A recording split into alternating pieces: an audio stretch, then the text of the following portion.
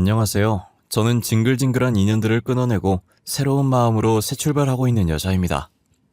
세상엔 서로 다른 성향을 가진 사람들이 존재하다 보니 별의별 일들이 다 있더라고요. 제가 그런 일을 겪을 줄은 몰랐고 그 이야기를 어디서 내뱉기도 쪽팔릴 정도예요. 결혼은 미친 짓이라고 했는데 저는 사랑에 눈이 멀어서 그 미친 짓을 했던 거예요. 제가 할 일이 없어서 이것저것 보다가 우연히 여기에 올라온 사연을 듣게 됐었는데 제 이야기도 여기에 올려보면 어떨까 싶더라고요. 속 시원한 복수를 했는지 모르겠지만 그래도 제 나름대로 복수를 해주었기 때문에 이 짜릿한 감정을 여러분들께도 공유해드리고 싶었어요. 제가 남편이랑 결혼하게 된 건 올해로 3년 전쯤이었을 거예요. 부모님은 제가 외동딸이니 처음이자 마지막 딸의 결혼식이라며 저희 결혼식을 성대하게 해주셨어요. 그때까지만 해도 장난으로 웃으면서 부모님께 딸 2번 결혼하면 어쩌려고 이렇게 쏟아붓냐고 했었는데 말이 씨가 된다고 제 말이 정말 씨가 되어 이렇게 이혼을 하게 됐네요.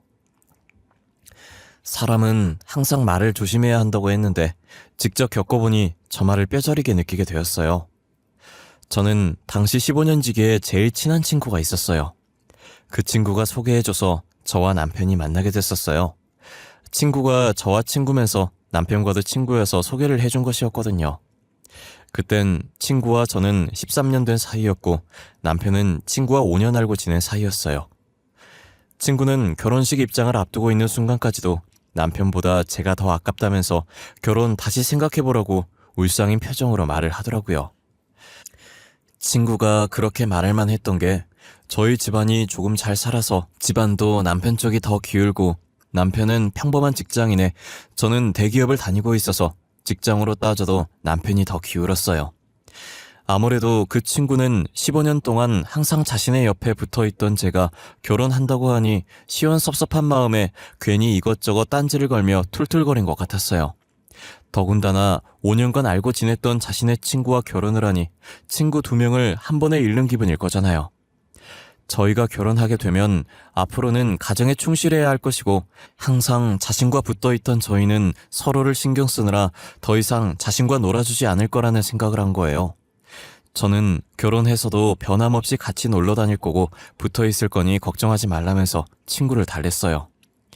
여전히 제게 서운한 마음이 풀리지 않았는지 늘 친구가 먼저 연락했었는데 제가 결혼한 후에는 연락을 도통하질 않았어요. 저는 여느 신혼부부와 똑같이 남편과의 달달한 신혼을 즐겼어요. 저희는 아직 아이 계획이 없었고 언제까지나 신혼 같을 순 없으니 지금 이 순간을 마음껏 즐겼어요. 제 주변 친구들도 결혼하면서 일이다 집안일이다 하루 종일 치여서 연락이 잦아들었는데 저 또한 일과 집안일에 치여 주변 사람들에게 소홀해졌죠. 연락하는 친구들이 있다면 저와 같은 처지인 유부녀 친구들 뿐이었어요. 아직 결혼 안 한 친구들은 본인들이 직접 겪어보질 않아서 그런 건지 모르겠지만 힘들어하는 저의 심정을 공감해주지 못했고 자꾸 의견 차이로 싸우게 되는 거예요. 그러다 관계가 더 틀어질까봐 연락을 잘 안 하게 된 것도 있었어요. 저와 15년지기 친구였던 애도 안 맞으면 이혼하라는 말만 해서 자연스럽게 멀어지게 되었죠. 그렇게 멀어진 친구와 다시 연락을 하게 된 계기가 있었어요. 저희 남편이 잘 다니던 직장에 사표를 쓰고 돌아온 거예요. 난데없이 자기가 모아둔 돈이랑 퇴직금으로 친구랑 사업을 하겠다더라고요. 친구가 같이 해보자고 해서 기획안 봤는데 괜찮은 것 같다고 해보겠대요. 저는 남편도 다 큰 성인이 알아서 잘 판단하겠지라는 생각에 충분히 고민한 거면 그렇게 하라고 했어요. 남편은 고맙다고 믿어준 만큼 보답할 수 있게 열심히 하겠다고 하더라고요. 한동안은 직접 발로 뛰어야 한다며 집에 늦게 들어온 적이 많았어요. 노력은 절대 배신하지 않는다는 말처럼 남편의 사업은 대박이 났어요. 원래 남편의 월급보다 몇 배가 넘는 돈을 매달 가지고 왔어요. 남편은 그동안 고생 많았다고 더 이상 고생 안 해도 되니까 집에서 돈만 세라고 하더라고요. 여보, 우리 이제 고생 끝났어. 당신은 집에서 돈만 세면 돼. 다니고 있는 직장도 그만둬. 바빠서 힘들어 했었잖아. 앞으로는 내가 당신 먹여 살릴게. 내가 회사를 왜 그만둬? 당신 이제 시작인데 너무 호들갑 떠는 거 아니야? 오늘은 호들갑 좀 떨어도 돼. 당신은 아무 걱정하지 말고 돈방 속에 앉을 생각만 하라고. 당신이 나 믿어준 덕분에 이렇게 성공할 수 있었어. 너무 고마워. 아내가 남편 믿는 건 당연한 거지. 온전히 당신 노력으로 된 거야. 그동안 얼마나 고생했어. 직접 발로 뛰느라 집에도 늦게 들어오고. 나 앞으로는 집에도 제 시간에 잘 들어올 거야. 힘든 건 다 끝났어. 우리 이제 돈 걱정 없이 행복하게 지낼 날만 남았어. 아직 사업을 잘 모르는 남편인데도 대기업 다니는 제 월급보다 훨씬 많은 돈을 벌었어요. 오래된 친구랑 같이 하는 거라고 하더니 그 친구가 인맥도 넓고 일을 잘하는 것 같았어요.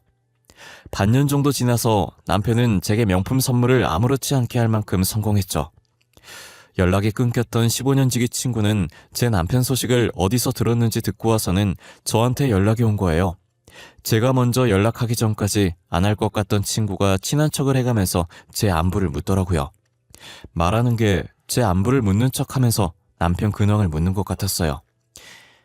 지우야, 너 요즘 시윤이 사업 성공해서 팔자가 폈다던데? 맞아? 진짜 지윤이 사업 성공한 거야? 애들 사이에서 네 얘기가 자자하더라고.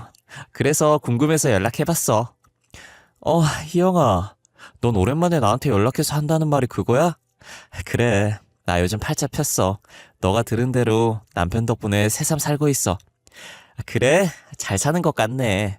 역시 돈 가지니까 목소리부터 여유가 넘친다, 야. 시윤이는 요즘 잘 지내니? 우리 안 본 지 오래된 것 같은데. 그렇게 궁금하면 우리 남편한테 직접 연락하지 그랬니? 보니까 내 안부보다는 남편 안부가 더 궁금한 것 같던데? 에이, 무슨 소리야.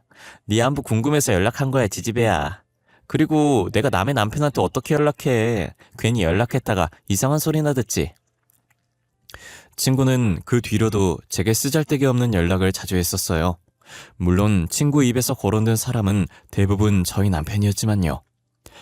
눈을 반짝이면서 남편 안부를 묻길래 그럴 거면 남편한테 직접 연락하라고 했어요. 친구는 제가 허락한 거라면서 나중에 연락했다고 딴말하지 말라더라고요. 저는 귀찮아서 알겠다고, 그러니까 앞으로 저한테 쓸데없는 얘기하면서 붙잡아두지 말라고 했어요. 그러다 제가 며칠간 지방 출장을 가게 되어 집을 비우게 됐어요. 제가 없어도 알아서 잘 챙겨 먹고 집 정리 잘 해놓는 사람이라 별 걱정 없이 출장을 갔어요. 저는 출장을 끝마치고 피곤한 몸을 이끌고 집으로 돌아왔어요. 옷 주머니에 있던 쓰레기를 버리려고 쓰레기통 앞으로 갔는데 스타킹이 버려져 있더라고요. 여보, 잠깐만 이리로 와봐. 쓰레기통에 있는 거 이거 스타킹 아니야? 스타킹이 왜 여기 버려져 있어? 나 없는 동안 누가 왔다 갔어? 아니, 왔다 가긴 누가 왔다 가. 우리 집에 왔다 갈 사람이 어딨어. 그럼 이게 왜 여기 있냐고. 누가 왔다 간 거 아니면 누구 건데. 이 집에 당신밖에 없었을 텐데. 그럼 당신이 신고 버린 거야? 미쳤어? 내가 그걸 왜 입어? 이거 그냥 어제 청소하다가 침대 밑에 굴러다니길래 한쪽에 놔두려다가 밑에 살짝 뜯어져 있길래 버린 거야.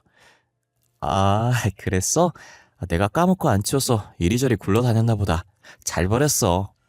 그런데 왜 그렇게 당황해? 도둑이 제발 저린다던데. 나한테 뭐 잘못한 거 있어? 아니야. 너한테 잘못한 게 뭐가 있어. 그냥 나도 순간 스타킹 버린 거 깜빡해서 당황한 거야. 남편은 제가 스타킹을 들고 추궁하자 눈에 띄게 당황해하는 거예요. 저는 남편의 반응에 혹시라도 제가 집을 비운 사이 이상한 일을 저지를 줄 알았는데 알고 보니 제 스타킹이었더라고요. 제가 가끔 퇴근이 늦어져서 급하게 저녁 준비한다고 안방에서 옷 갈아입고 나가면 스타킹을 아무렇게나 벗어두고 주방에 갈 때가 많았거든요. 그러다가 저녁 차리고 설거지 하다 보면 스타킹의 존재를 완전히 잊어버리고 아무 생각 없이 걷다가 발로 차서 침대 밑으로 들어갈 때가 종종 있었어요. 이번에도 스타킹이 제 발에 치여서 침대 밑으로 들어간 것 같더라고요. 저는 자주 일어나는 일이라 그 스타킹에 대해 대수롭지 않게 생각했었어요. 남편도 평소에 스타킹과 친한 사람이 아니니 갑자기 제가 스타킹 집어들고 추궁하면 당황스러울 수 있을 것 같았어요. 그래서 별말 없이 장난 좀 치다가 시간 맞춰서 저녁을 차려줬어요. 그리고 며칠 뒤 친구가 자기 이사하는 것 좀 도와달라고 하더라고요. 무슨 이사냐고 했더니 평생 이렇게 부모님 밑에서 살 수 없다며 드디어 독립을 했다더라고요. 저와 남편은 처음 자취하는 친구를 도와주러 이삿짐 정리가 얼추 끝날 때까지 자주 가서 도왔어요. 수고했다며 밥도 자주 같이 먹었고 그러다 보니 결혼 전 셋이서 친했던 그때로 돌아간 기분이었어요. 예전처럼 각자 집에 놀러 가면서 자주 만나고 연락도 하면서 지내게 됐어요. 그러다 얼마 뒤 친구가 또 도움을 요청하길래 친구 자취방으로 갔어요. 그런데 남편이 굉장히 자연스럽게 친구 집 도어락을 열더라고요. 저희가 갈 때 항상 벨을 누르면 친구가 문을 열어줬어서 비밀번호를 몰랐었어요. 저도 모르는 비밀번호를 남편이 왜 알고 있는지 의문이 들더라고요. 뭐야? 당신이 희영이 집 비밀번호를 어떻게 알아? 나도 모르는 걸. 혹시 당신 희영이 집 자주 가? 이렇게 외울 정도면 자주 왔다는 건데. 아니, 희영이가 잠시 장 보러 갔다 온다고. 혹시나 자기가 없으면 밖에서 기다리기 좀 그러니까 먼저 들어가 있으라고 문자로 비밀번호 알려줬었어. 아, 그래? 걔는 나한테 보내도 될 걸 왜 오해하게 당신한테 보냈대? 그러게. 누구한테 보냈든 뭐가 중요해. 우리 다 같이 친구였는데 밖에서 기다리는 것보다 이렇게 안에 들어와서 기다리니까 좋다. 그치? 저는 친구가 충분히 저한테 보낼 수 있는 문자를 남편한테 보냈다는 사실이 굉장히 찝찝했어요. 왜 자기 집 비밀번호를 같은 여자인 제가 아니라 남자인 남편한테 보낸 건지 이해가 가질 않았어요. 그런 말이 있잖아요. 남자와 여자는 친구가 될 수 없다는 말이요. 저는 저 말이 맞다고 생각하는 사람들 중에 한 사람이거든요. 알고 지냈던 사이에서 연인으로 관계가 바뀐 사람을 주변에서 많이 봐왔었어요. 얘기 때부터 서로 볼 꼴 못 볼 꼴 다 보고 지낸 사람들도 나중엔 연인 관계로 바뀌어 있었어요. 저는 그 모습을 실제로 본 사람이기 때문에 남자와 여자는 절대 친구가 될 수 없다고 생각해요. 지금은 겨우 문자 하나지만 이런 관계가 계속 지속된다면 언젠가는 저도 남편과 친구를 의심할 수밖에 없다는 생각이 들어요. 하지만 제가 의심을 하기도 전에 그들이 제 뒤에서 무엇을 하고 다니는지 알게 되었어요. 제가 진급할 수 있는 좋은 기회로 중요한 프로젝트를 맡게 되면서 워크숍이 잡혔었는데 회사 내부 사정으로 다음 주로 연기가 된 거예요. 기껏 다 준비해갔는데 당일 연기 통보를 받아서 허탈한 기분으로 집에 갔어요. 제가 집에 들어가니 제 것이 아닌 여자의 신발이 현관에 떡하니 있는 거예요.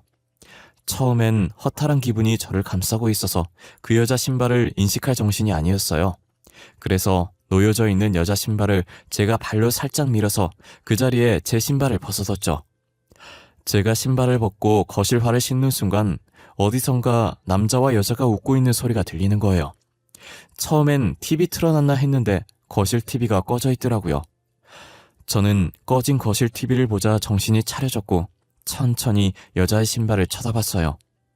한참 동안 신발을 쳐다보다가 천천히 안방 쪽으로 시선을 돌렸는데 간지럽다는 듯 웃는 여자의 웃음소리가 다시 들리더라고요. 저는 휴대폰을 들어 카메라를 켰고 그 상태로 조심스럽게 안방으로 향했어요. 웃음소리가 점차 가까워졌고 저는 심호흡을 한 번 한 뒤 안방 문을 열고 카메라를 들이밀었어요.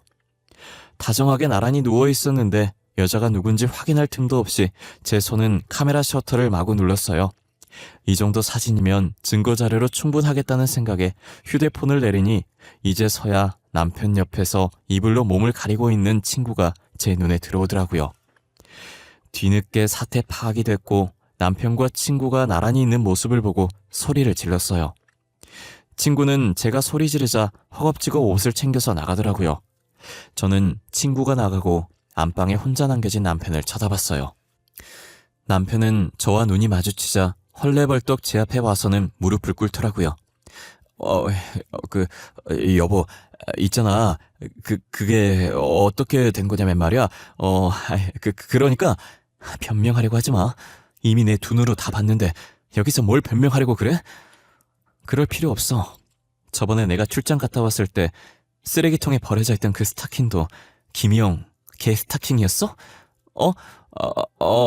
아니, 그땐 이런 상황 아니었고 잠시 집에 뭐 빌리러 왔다가 스타킹이 뜯어졌다고 이러고 가는 거 쪽팔린다면서 버리고 가면 안 되냐고 해서 내가 버려준 거야. 그런 걸 나보고 믿으라고? 니네 그 상황에 퍽이나 가만히 있었겠다. 지금도 나 없다고 그 난리 쳤는데 그날이라고 달랐겠어? 당장 나가. 꼴 보기 싫으니까. 저는 친구 집에서 살림을 차리던지 말던지 숨 쉬는 것도 싫으니까 이 집에서 당장 나가라고 했어요. 남편이 이혼은 안 된다고 자기가 며칠만 밖에서 지낼 테니 저보고 그동안 화 풀고 있으라고 하더라고요. 남편 말에 말 같지도 않은 소리 하지 말라면서 베개를 남편 뒤통수에 던졌어요. 저는 남편이 나가고 다른 친구에게 전화해서 하소연을 했어요. 와중에 좁은 땅덩어리에 여자가 이런 소문나면 매장이라는 생각에 그 친구라 하고 얘기는 못하겠더라고요. 그래서 완전히 다른 여자와 바람핀 것처럼 친구에게 말했어요. 주변 친구들은 평생 불륜녀 딱지 붙게 만들어야 된다면서 이혼을 해주지 말라고 하더라고요.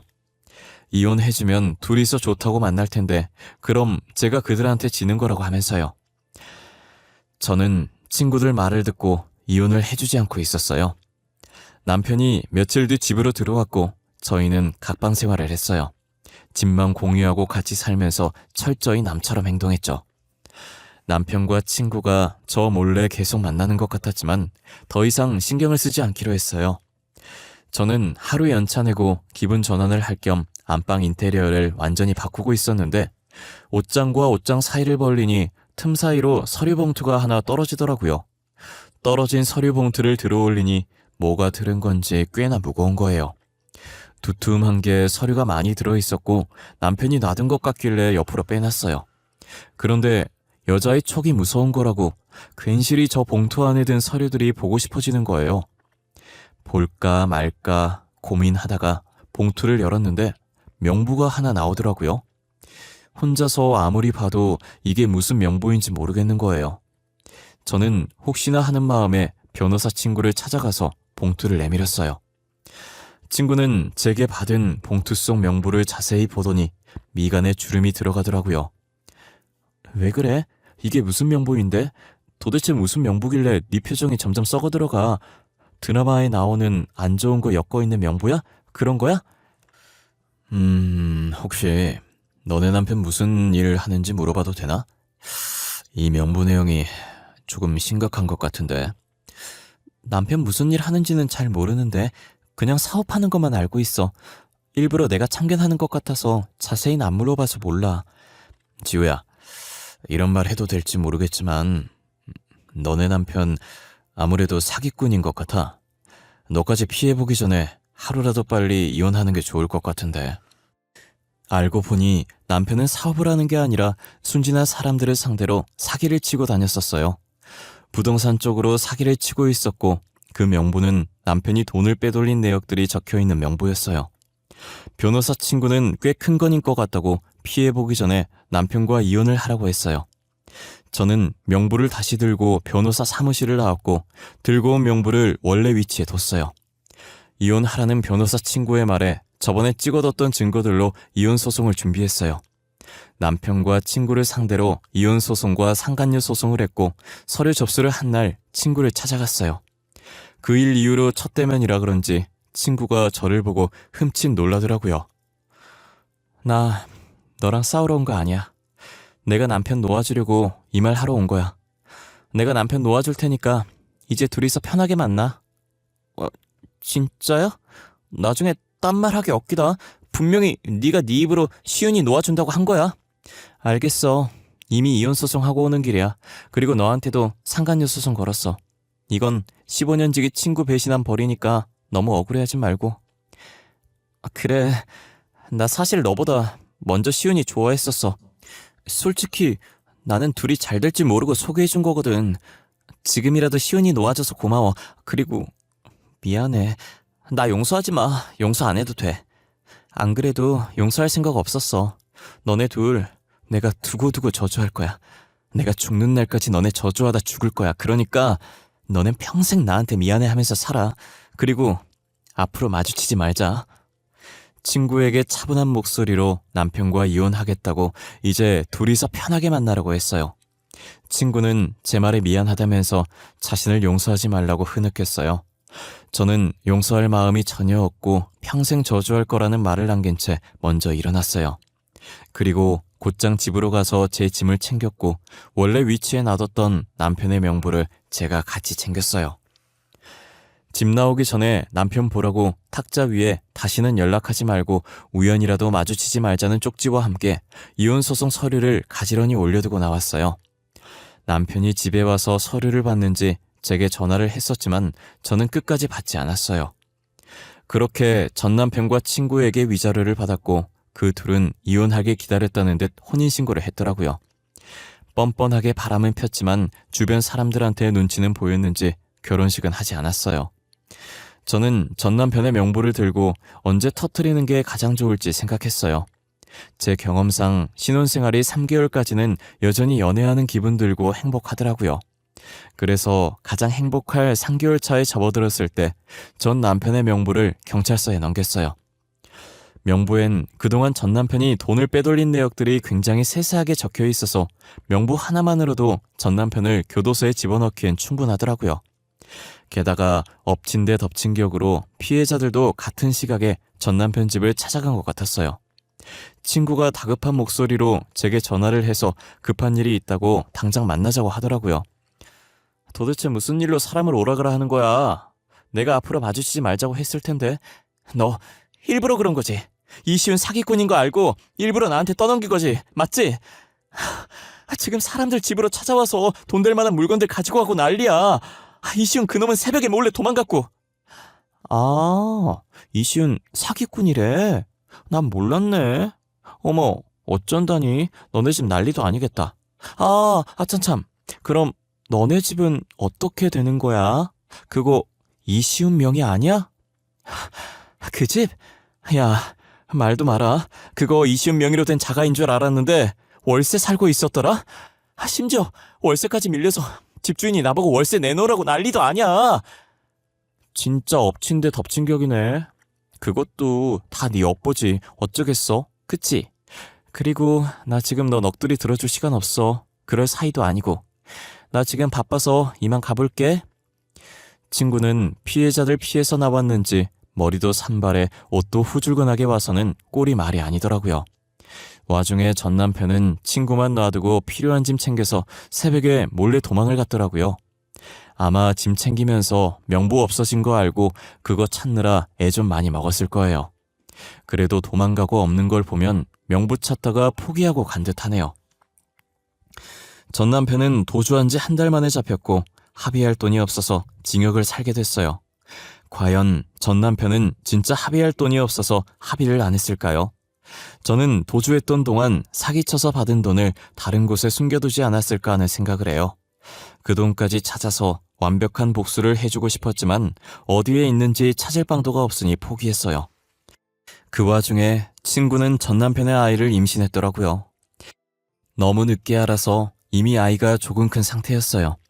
친구는 울면서 저를 찾아오더니 말할 사람이 저밖에 없다고 미안하다더라고요. 다신 만나지 말자고 했는데 이렇게 계속 찾아와서 미안해. 그치만 말할 사람이 너밖에 없었어. 나 시은이 아이 임신했어. 어떡해? 이미 아이가 커서 수술도 못한대. 너 그렇게 될 동안 임신한 거 몰랐던 거야? 그게 말이 돼? 아무런 증상도 없었어? 그동안 월경도 안 했을 거 아니야. 원래도 일정치 않아서 이번에 꽤나 오래 안 하는 건가 했지. 아무런 증상도 없었고 나도 너무 안 해서 몸에 이상 있는 건가 걱정돼서 병원 갔다가 알게 된 거야. 미치겠다. 그럼 어쩔 수 없지. 나와야지 뭐. 어쩌겠어? 방법이 없다는데. 돈도 없이 어떻게 키워. 돈이라도 있으면 나도 이런 걱정 안 하고 나와서 키웠지. 방법이 없으니까 너한테 조언이라도 구하려고 온 거 아니야.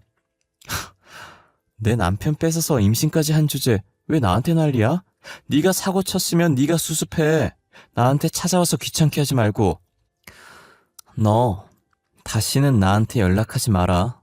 이렇게 나와주는 거 이번이 마지막이니까. 저는 또 친구한테 연락이 올까봐 아예 휴대폰 번호를 바꿔버렸어요. 한참 뒤에 건너 들은 말로는 결국 친구가 아이를 낳아서 키우고 있다더라고요. 보육원에 보내려고 했는데 친구 어머니께서 어떻게 애를 그런 곳에 보내냐고 안 된다고 했다나 봐요. 그래서 어쩔 수 없이 친구가 홀로 아이를 키우고 있는 것 같더라고요. 그게 다 자기 엿보고 자기가 지은 죄 돌려받는 거죠. 저는 전 남편과 친구 보란 듯이 잘 살고 싶어서 일에 몰두했어요. 덕분에 진급도 빨리 되고 대표님께 총애를 받아 중요한 프로젝트는 제가 도맡게 되었죠. 그리고 또다시 좋은 인연을 만나 과거를 다 잊고 새 출발을 시작했어요. 변호사 친구는 저를 위로해주겠다며 자주 밖으로 불러냈어요. 집에 있으면 괜히 잡생각나고 스트레스 쌓인다면서요. 술 한잔 기울이면서 둘이서 이런저런 이야기를 참 많이 했던 것 같아요. 변호사 친구도 삶이 탄탄대로는 아니었더라고요. 결혼했다는 소식은 들었는데 이혼했다는 소식은 듣지 못했었거든요. 변호사 친구도 저처럼 전 아내가 외도를 해서 이혼을 했다고 하더라고요. 전 아내가 돈이 많았고 아내 덕분에 로펌에 들어갈 수 있었대요. 그래서 전 아내가 자신을 무시해도 로펌 때문에 참고 다 받아줬었대요. 하지만 친구의 전 아내는 친구가 다 받아주니까 도를 지나쳐서 친구 보란 듯이 외도를 했대요.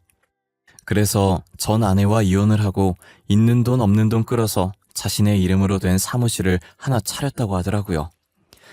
친구는 그 아픔을 너무나 잘 알고 있기에 제 이혼 소송을 본인 일처럼 도와줬던 거예요. 그렇게 저희는 서로의 아픔을 감싸주고 치료해줬었어요. 둘이서 만나는 횟수가 잦아지다 보니 정이 들었고 그러다가 못 봤던 매력들이 보이기 시작하고 연인으로 발전했던 것 같아요. 전 남편의 외도가 충격이라 이혼하면서 다시는 남자 안 만날 거라고 다짐했었는데 이렇게 새 출발을 할 수 있을 거라고 생각을 못했어요. 서로 같은 아픔이 있는지라 처음 만날 때 엄청 조심스러웠어요. 서로에게 호감이 있어도 선뜻 표현을 하지 못했죠. 저희는 혹시라도 서로한테 상처가 줄까봐 이러면 안 된다는 생각을 많이 했었어요. 하지만 사람의 감정이라는 게 마음대로 되는 게 아니잖아요. 평소처럼 술 마시다가 제가 너무 취해서 꽁꽁 숨기고 있던 제 마음을 내보인 거예요. 그 친구도 술김에 자신의 마음도 같다고 말을 했고 저희는 사귀게 되었죠. 같은 상처로 혹시나 서로의 상처를 덧나게 하지 않을까 걱정만 했었는데 오히려 상처로 인해 서로에게 더 조심을 하게 되니 잘 만나게 되더라고요. 이제서야 말하는 거지만 이 친구가 제 첫사랑이기도 했어요. 제 성격이 지금은 하고 싶은 말 다 하고 사는데 예전엔 엄청 소심했거든요. 그런 저를 지금의 성격으로 만들어준 게 이 친구예요. 제 성격을 바뀌게 해주고 사기꾼에게 당할 뻔한 걸 구해주고 거기다 상처까지 보듬어주고 늘 제게 도움만 주는 좋은 남자친구예요. 저는 이 사람과 함께라면 무엇을 하든 두려움이 없을 것 같아요. 그래서 남은 인생을 함께하자고 약속했어요. 한 달 뒤 저희는 많은 사람들의 축복 속에 결혼합니다. 비록 여러분은 저를 모르고 저도 여러분들을 모르지만 아무것도 모르는 서로의 앞길에 행복만 가득하기를 기도해 주셨으면 좋겠습니다.